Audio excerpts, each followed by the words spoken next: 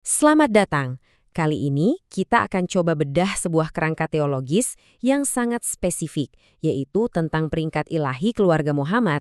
Semua ini didasarkan pada serangkaian riwayat dan tradisi, dan kita akan lihat bareng-bareng gimana argumen ini dibangun selangkah demi selangkah. Oke, mari kita mulai dengan satu pertanyaan yang paling mendasar, pertanyaan yang mungkin kita semua pernah tanyakan. Apa sih rahasianya supaya doa dan amalan kita itu diterima oleh Tuhan? Nah, sumber yang kita bedah ini ternyata menawarkan sebuah jawaban yang sangat spesifik yang jadi fondasi dari semua yang akan kita bahas setelah ini. Ini dia dasarnya. Menurut sebuah riwayat, Tuhan mengungkapkan kepada Musa sebuah kunci penerimaan yang, terus terang, cukup mengejutkan. Katanya, ini bukan cuma soal kerendahan hati atau rasa takut, tapi ada satu syarat utama, mengakui kedudukan Muhammad dan keluarganya. Poin inilah fondasi dari seluruh argumen yang akan kita bangun. Nah, ini peta perjalanan kita. Kita mulai dari kunci penerimaan sebagai dasar. Lalu kita akan naik tingkat, melihat gimana peringkat ini diklaim bisa melampaui para nabi, bahkan para malaikat sekalipun. Sampai akhirnya kita bahas soal otoritas atas hukum Tuhan, kuasa untuk mengampuni, dan puncaknya soal penghakiman. Oke, kita masuk ke bagian pertama. Di sini ada sebuah klaim yang sangat besar, bahwa keluarga Muhammad itu punya kedudukan yang lebih tinggi dari para nabi yang diutus sebelumnya. Mari kita lihat gimana argumennya dibangun. Perhatikan polanya di sini. Ada riwayat-riwayat yang menceritakan bahwa para nabi besar, seperti Adam, Nuh, Ibrahim, sampai Musa, ketika mereka menghadapi ujian yang paling berat, mereka diselamatkan setelah memohon kepada Tuhan dengan menyebut nama Muhammad dan keluarganya. Nah, pola yang berulang ini diajukan sebagai bukti pertama bahwa peringkat mereka itu ada di atas para nabi itu sendiri. Kalau tadi belum cukup, perbandingan ini bikin hierarkinya makin jelas. Di satu sisi, ada riwayat Isa atau Yesus yang terlihat bersama dua nabi, tapi di sisi lain, dalam peristiwa Isra Miraj, Muhammad justru digambarkan memimpin semua nabi dan rasul dalam sholat. Ini bukan cuma soal bersama, tapi soal memimpin. Narasi inilah yang dipakai untuk menegaskan posisinya sebagai pemimpin tertinggi di antara semua utusan Tuhan. Dan untuk menutup bagian ini, argumennya diperkuat lagi dengan sebuah nubuat tentang masa depan. Riwayat ini bilang bahwa Isa sendiri nanti akan turun dan menjadi makmum, sholat di belakang keturunan Muhammad, yaitu Al-Mahdi. Ini dipandang sebagai penegasan terakhir dari hierarki yang sudah kita bahas. Sekarang kita beranjak lebih tinggi lagi. Dari alam para nabi, kita naik ke alam surgawi. Mari kita lihat bagaimana kerangka ini mendefinisikan hubungan antara keluarga Muhammad dengan para malaikat. Konsep yang diajukan di sini, ini dalam sekali. Dikatakan bahwa mereka ini sudah ada dalam bentuk cahaya bahkan sebelum Adam diciptakan. Ada riwayat yang bahkan menyebut bahwa para malaikat itu belajar cara memuliakan Tuhan dengan meniru mereka. Ini secara efektif menempatkan mereka sebagai gurunya para malaikat. Dan disinilah klaim puncaknya. Jibril atau Gabriel, malaikat dengan peringkat tertinggi, dikatakan justru mendapatkan kehormatannya karena menjadi pelayan bagi keluarga Muhammad. Jadi ini bukan lagi cuma soal peringkatnya lebih tinggi, tapi ini soal hubungan langsung antara tuan dan pelayan di alam surgawi. Oke, argumennya semakin menanjak. Sekarang kita masuk ke area hukum ilahi.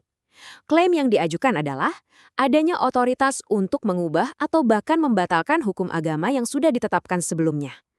Gimana caranya? Nah, untuk membangun klaim ini, sumbernya menggunakan sebuah preseden. Baik di Al-Quran maupun di Alkitab, Isa atau Yesus digambarkan punya wewenang buat mengubah hukum sebelumnya. Misalnya, menghalalkan yang tadinya haram, atau bahkan menyatakan diri sebagai Tuhan atas hari Sabat. Ini dijadikan dasar bahwa seorang utusan Tuhan itu memang bisa membatalkan hukum yang sudah ada. Presiden tadi kemudian langsung diterapkan pada Al-Mahdi. Sama seperti Isa yang mengubah hukum Musa, riwayat ini menyatakan bahwa Al-Mahdi akan datang dengan Islam yang baru. Ini ditafsirkan sebagai tatanan hukum atau syariat baru yang menggantikan yang lama. Kita naik lagi ke level otoritas yang lebih tinggi, kuasa untuk mengampuni dosa. Di sini, sumber ini membuat sebuah perbedaan yang sangat krusial antara dua jenis pengampunan.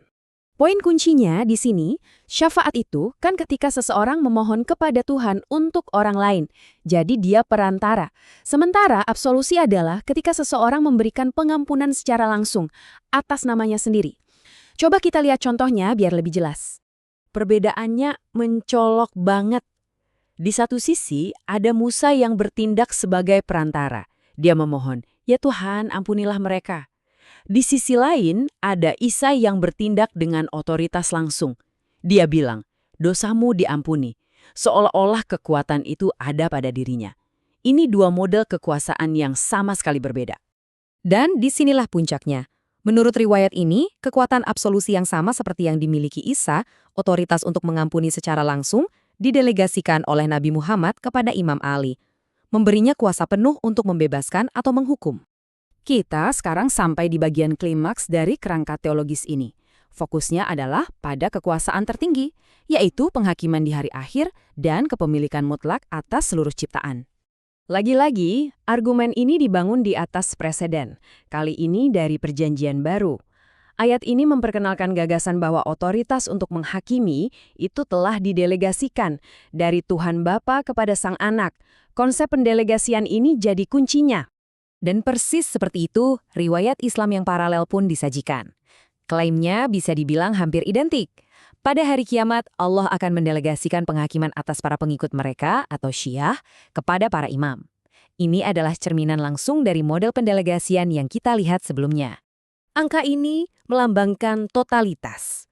Otoritas ini bukan cuma soal penghakiman, tapi mencakup warisan penuh 100% atas langit dan bumi. Dalam kerangka ini, para imam diposisikan sebagai pewaris mutlak dari Nabi. Jadi, kalau divisualkan, beginilah rantai otoritasnya.